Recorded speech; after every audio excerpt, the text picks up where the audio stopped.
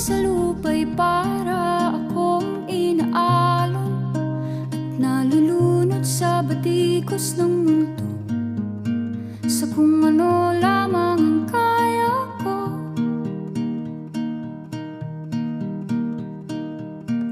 Bigang-biga na sa mga problemang di masolusyonan agad, parang wala nang bukas. Pwede bang umiwas?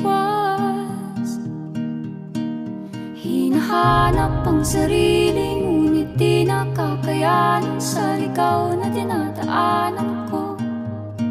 Saan na to patungo? Saan ako patungo? Dahan-dahan